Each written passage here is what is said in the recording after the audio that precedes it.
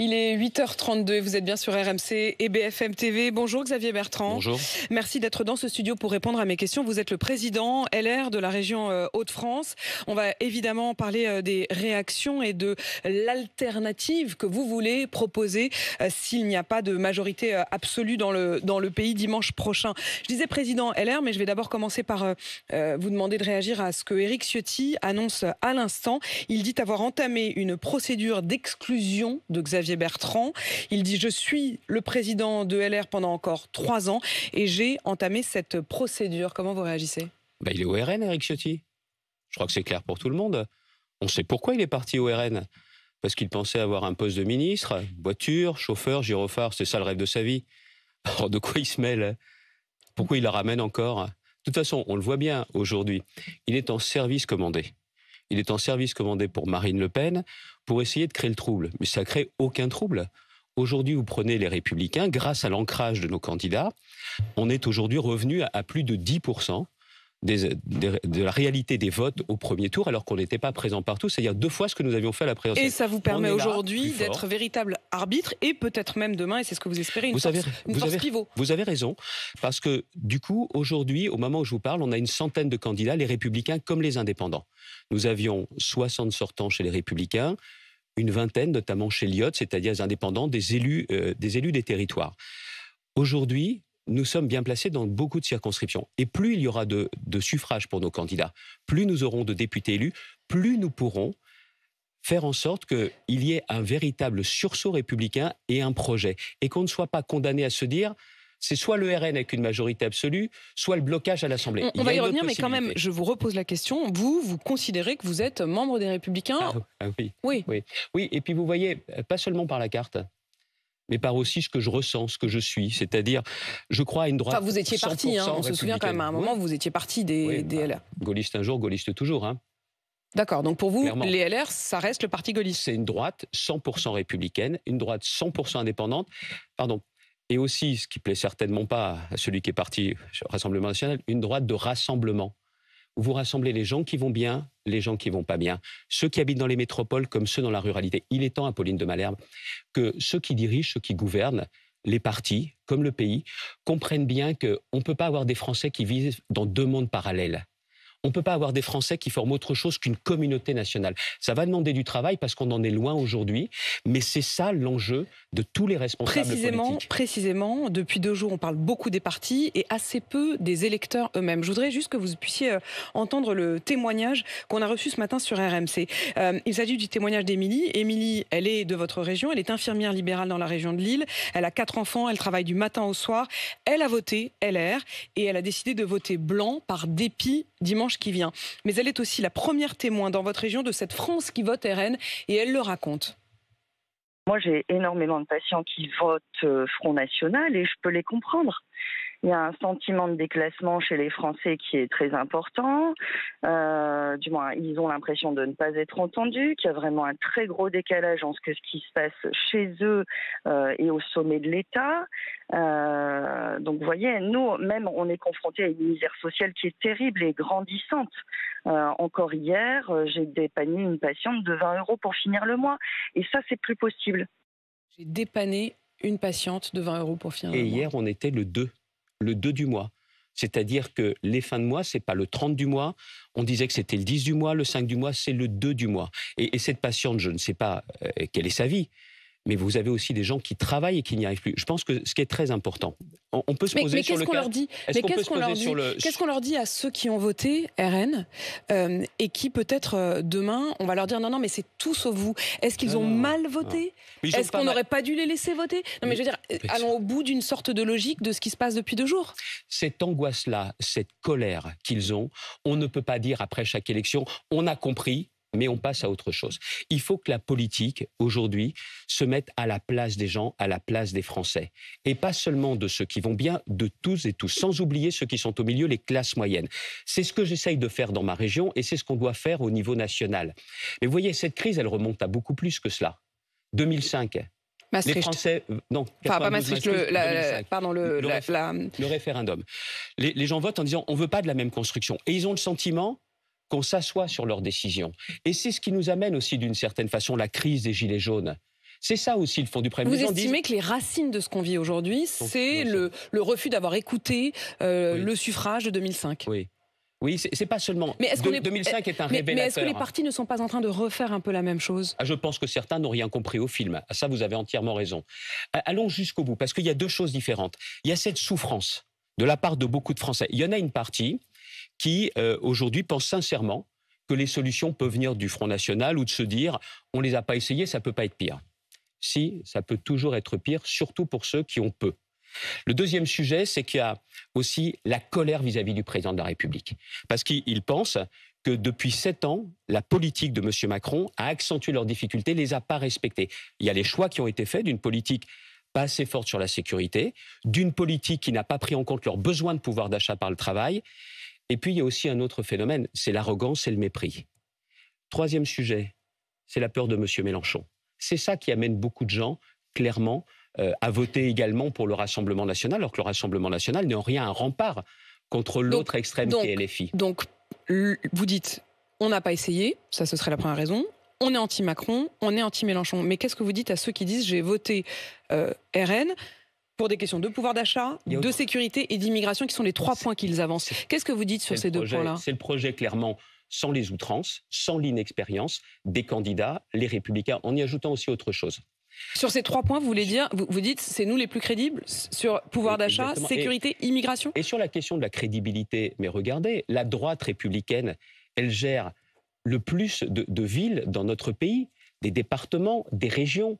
Et encore une fois, c'est aussi ça qu'on apporte, et c'est ça qu'apportent aujourd'hui les candidats des Républicains. Mais on va aller jusqu'au bout parce qu'il y avait aussi autre chose. Vous avez dit, cette dame a voté LR au premier tour et elle a l'intention d'aller voter blanc. Elle dit par dépit. Voilà, moi je suis prêt à voter blanc si j'ai le choix entre le RN et LFI. Ce sera pour vous ni RN ni LFI. Clairement. Je le dis très clairement. Et ensuite, parce que c'est plus l'heure des consignes de vote, moi en tant que président de région, je soutiens le candidat qui n'est pas LFI, qui n'est pas RN, qui est le mieux placé pour battre les extrêmes. Ma priorité, c'est le candidat Les Républicains, un candidat indépendant. Mais pour le reste, ni LFI, ni RN. Les deux sont des dangers qui, d'une part, sont incapables de diriger le pays, mais qui, en plus, cèdent les uns les autres. Vous avez vu la déclaration de M. Mélenchon dimanche soir. Vous croyez qu'il a mis Mme Rima Hassan comme ça par hasard ? C'est honteux ce qu'il a fait. C'est une provocation parce qu'il prend en plus en otage les musulmans de France en laissant penser qu'ils sont, comme beaucoup des dirigeants de LFI, antisémites. C'est pas vrai. Mais ça, c'est la logique de dresser bloc contre bloc. Ce pays est fracturé. Et si on laisse les deux extrêmes, Monsieur Bardella, Madame Le Pen, vous avez vu ce qu'ils ont dit avec les binationaux. Ça révèle aussi ce qu'ils ont au fond d'eux. On commence à trier les Français. Il y a déjà trop de nos compatriotes qui, par leur couleur de peau, leur religion, leur prénom, se sentent stigmatisés. Mais on ne va pas continuer comme ça plus longtemps. Donc vous dites, pas une voix pour le Rassemblement national, pas une voix pour LFI. Qu'est-ce que vous dites de la stratégie multiple, d'ailleurs, de la majorité sortante, qui dit tout sauf le RN, et qui ensuite dit mais pour les partis républicains sans forcément mentionner LFI comme le fait Gabriel Attal? Comme Jean-François Copé sur votre plateau hier, je trouve ça indigne. Ça ne peut pas être à géométrie variable l'éthique et les valeurs. Les deux extrêmes doivent être à combattre, pour les raisons que je vous ai expliquées. Et je pense qu'il faudrait qu'il y ait cette clarification de la part de ceux qui ne sont plus aujourd'hui la majorité. On continue de les appeler la majorité, ça n'est plus du tout le cas. Il y a un autre point, vous savez, encore une fois sur cette dame, le témoignage était vraiment important tout à l'heure. Elle dit « je vais aller voter blanc ». Aujourd'hui, il y a une large majorité de Français en colère et on n'a pas intérêt à oublier cette colère et à ne pas vouloir y apporter des réponses. Mais qu'est-ce que vous en faites ? Qu'est-ce que vous en faites ? Y apporter des réponses, bon sang, c'est ça que font mes candidats. Oui, mais j'ai quand même l'impression que vous dites tout ça depuis des années. Des réponses comment ? Alors, essayons d'imaginer à quoi peut ressembler... Dans ces cas-là, dans cette région, dans la région où le Front National aux élections nationales, parce qu'ils en ont marre de M. Macron, son CEO, comment se fait-il, moi qui ne suis pas un magicien, je ne suis pas Superman, comment se fait-il que je réussis à les faire reculer de 17 points ? Parce que je me bats. Et qu'il y a des résultats. Vous réussissez à les faire baisser 17 points, mais enfin, ils s'apprêtent à peut-être avoir un grand chelem dans votre région. Il est possible... Grand chelem non, mais derrière aussi autre chose. Il est possible qu'il y ait quasiment la totalité des députés du Nord qui soient RN. Non. Ils sont arrivés en tête dans de nombreuses circonscriptions. Je me battrai contre ça jusqu'au bout et nous veillerons à ce qu'il y ait des candidats qui soient présents. Pourquoi ? C'est pas, encore une fois, faire barrage au Front National, au Rassemblement National, c'est pas un projet en soi. Parce que dans ces cas-là, ça veut dire que vous avez fait barrage et vous laissez la colère là ou vous la laissez monter. Il faut la faire retomber en apportant des solutions. Alors lesquelles? Non, il y Essayons a d'imaginer un point ce sur lequel- gouvernement provisoire dont vous parlez. 20 secondes. Oui. Je vais aller jusqu'au bout de ce que je voulais dire. Allez-y, c'est très important. Une large pendant tout ce temps. majorité de Français est en colère. Il n'y a pas une majorité de Français qui votent Rassemblement national ou qui veulent le Rassemblement national. Un tiers des voix, c'est important. C'est le mouvement qui est arrivé en tête, le Rassemblement national. Mais il y a donc beaucoup plus de Français qui ne veulent pas de la victoire de l'extrême droite dans notre pays. Et je dis à toutes celles et ceux qui ne veulent pas du Rassemblement national au pouvoir d'aller voter ou de retourner voter dimanche prochain. Cette dame qui dit « au deuxième tour, je vais m'abstenir », elle fait comme elle veut. Il n'y a pas de consigne de vote à lui donner. Elle est adulte, elle est responsable. Mais si on ne veut pas que notre pays soit dirigé par les extrêmes et par l'extrême droite, il faut retourner voter. Elle est peut-être dans une circonscription où elle se retrouve, comme vous disiez tout à l'heure, si c'est le cas, face à LFI, RN, et dans ces cas-là, vous feriez comme elle. Est-ce qu'on peut parler des Français maintenant? Xavier Bertrand, les alternatives d'abord, essayez quand même de se projeter. Le RN parle d'un gouvernement d'union et lance un appel aux députés LR. Gabriel Attal, lui, parle de dessiner un troisième chemin avec une majorité pluriel. Et vous parlez d'un gouvernement provisoire. Est-ce que votre gouvernement provisoire, c'est la même chose que Gabriel Attal quand il dit une majorité plurielle? Non. Non. Non, parce que la majorité plurielle, ça veut dire qu'on va continuer la même politique qu'avant en proposant des postes. Je veux un changement complet de politique. Je veux une politique qui, clairement, sur la sécurité, permette qu'on puisse sortir à nouveau de chez soi sans se poser 1000 questions. Je veux qu'on ait le pouvoir d'achat par le travail. Je veux que l'on renforce ce qu'on a d'essentiel dans notre pays, les services publics, une priorité sur la question notamment de la santé. C'est fait partie des sujets sur lesquels on peut avoir des résultats très rapidement. La crise agricole, ce que vivent nos agriculteurs, n'est pas passé. Là aussi, c'est une priorité. Mais vous feriez ça avec qui? Alors, avec celles et ceux qui sont de bonne volonté. Mais ça va jusqu'où, la bonne volonté? Eh bien, on va savoir dimanche. Que, honnêtement, si vous posez la question à quelqu'un, êtes-vous de bonne volonté? Je connais personne qui va vous dire non, je ne suis pas de bonne volonté. Vous avez raison. Mais dans ces cas-là, il va falloir être au rendez-vous des preuves, se hisser à la hauteur des responsabilités dimanche soir. Mais si vous voulez que dans ce gouvernement, que j'appelle un gouvernement provisoire, parce qu'on ne va pas faire croire que ça peut durer... Gouvernement provisoire, vous faites évidemment référence au gouvernement du général de Gaulle à la sortie de la Deuxième Guerre mondiale. Il n'y a plus de général de Gaulle, c'est vrai, mais l'esprit qui était celui de savoir est-ce qu'on est capable de s'ouvrir, de se rassembler sur des priorités pour apporter des solutions aux Français. Mais des priorités, c'est quoi? C'est 3 points essentiels? La sécurité, le pouvoir d'achat par le mais la travail. Sécurité, comment? Est-ce que vous avez la même vision de la réponse à apporter la sécurité, vous, que des socialistes qui se sont associés par exemple à LFI, qui n'a pas la même vision de la police, me semble-t-il, que vous? Ça va être le rendez-vous de la clarification. Il y a eu notamment des ministres de l'Intérieur, Manuel Valls, Bernard Cazeneuve, qui ont été au rendez-vous, clairement, de la sécurité, de l'autorité. Mais il ne vous aura pas échappé que l'un comme l'autre ont condamné le nouveau Front populaire. Oui, bien surtout en condamnant quoi? L'emprise de LFI et la dérive de LFI. Là, vous savez, dimanche prochain, on ne sera pas à la fin d'une crise qu'a ouverte le président de la République. La crise que nous vivons, ce n'est pas de la faute des Français. C'est de sa faute à lui. Donc très clairement... Vous avez vu d'ailleurs que le père d'Emmanuel Macron s'exprime ce matin. Il a répondu à une interview de la presse écrite. Et il raconte qu'Emmanuel Macron, il dit « Mon fils m'avait parlé de la dissolution il y a déjà 2 mois. Il ne l'a pas du tout décidé dimanche soir des Européennes. » Et il a plongé notre pays dans des difficultés plus graves encore. Écoutez, au moment des Européennes, des millions de Français vont voter et il donne ce résultat-là.